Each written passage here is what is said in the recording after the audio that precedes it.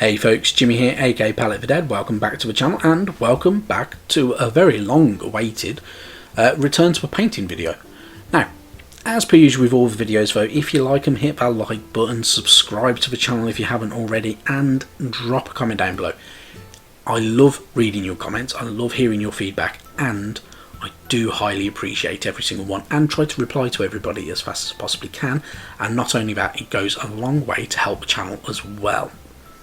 Now, without further ado, we're getting back to a painting video. I've not done one for a long time, just because when you're painting Stormcast, they generally look all the same. Now, Nighthorns you can do slightly differently, so you can get little different techniques with them depending on how you want to do them, and some videos of those will turn up at some point. Now, without further ado, with this one, very simple technique, and it is just how I incorporated this Lord Arcanum on the Celestial Dracoline to add it to my Lions of Sigmar army that is building up quite nicely. Now, a few things to remember with this model. I will miss out steps. These are very simple steps, so it's whether it's adding things like teeth, painting up flesh for faces and stuff like that, or maybe even little bits of other bits and pieces as well. So very simple techniques though that you can get on with, and I have covered them in previous videos. Now, without further ado, let's crack on with it. So, as you can see, I've started off with the base coat of Mechanica Standard Grey coating the entirety of a Celestial Dracoline, and I'm laying over the Celestial Dracoline with Administratum Grey. Now, when I was painting this and when I was recording it, I did use a smaller brush, which I regretted after doing it for a little while, because I was going to try and just kind of have a Mechanica Standard Grey kind of in all the recesses, and I changed my mind part of the way through, and you'll see why in a moment. So I went over the entire model in the end with Administratum Grey, and then just used Golia Green Shade to shade in all them recesses, to go in all them little places, and to give it a nice different look. Now, if you wish to, you could always use one of the contrast paints instead of Golia Green Shade and get a very similar effect out of it if you wish to, which isn't a bad idea in all honesty. With all that green shade kind of dried out, I literally dry brushed over the top of everything with Administratum Grey, and then went back over to layer over to smooth certain areas where the dry brushing doesn't kind of fit very well with the model. Just with Administratum Grey, and you get a very nice look out of it, which looks like this, which isn't too bad. A few little bits where I could have done probably better, but then it's time to start getting on with them scales, which I used Incubi Darkness for each individual scale and all the spines along the back of the Dracoline.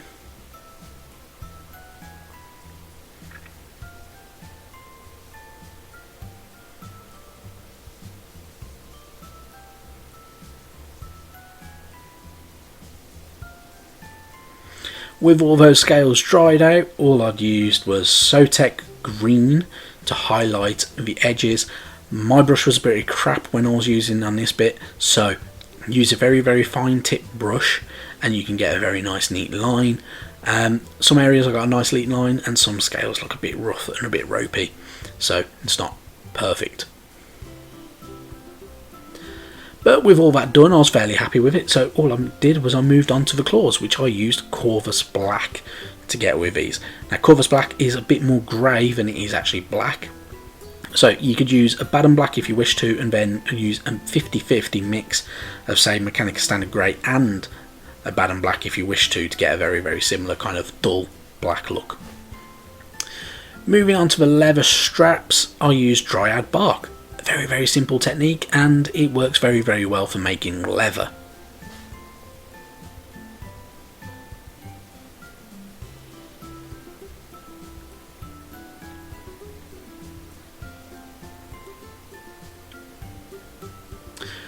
And then moving on to the actual Sigmarite armour itself, I used Retributor armour, the same as what I've done for every other Stormcast Eternal that I've painted so far. Use a layer of Retributor armour over the entirety of the Sigmarite, and it works very well. Looks very nice and golden, especially when you're doing Lions of Sigmar or anything like that, and works pretty damn well. Once that was dry, I layered over with good old draculine flesh shade over the top of it, and then dry brushed back over with retributor armour. This brings that shine back out of it, but doesn't go into all them recesses, which is the main tip with that one.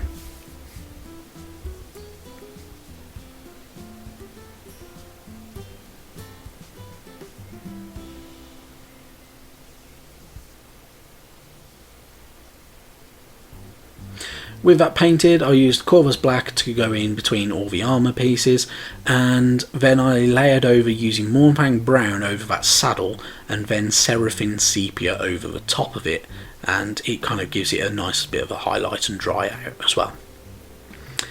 Then it's time to move on to them robes, so I'm using Nagaroth Knight as they are the Lions of Sigmar. You need a purple colour, and you need a strong dark purple base coat to get going with these guys. So Nagaroth Knight is pretty much perfect for doing this.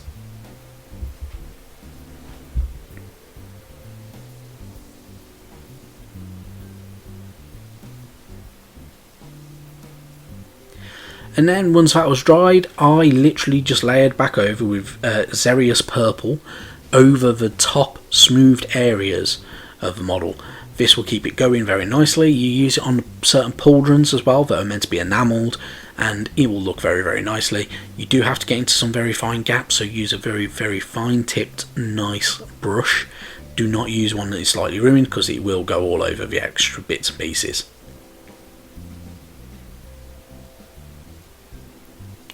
And when that was dry, it's time to just edge highlight, which using Genestealer Purple works very, very well when it's for Lions of Sigmar.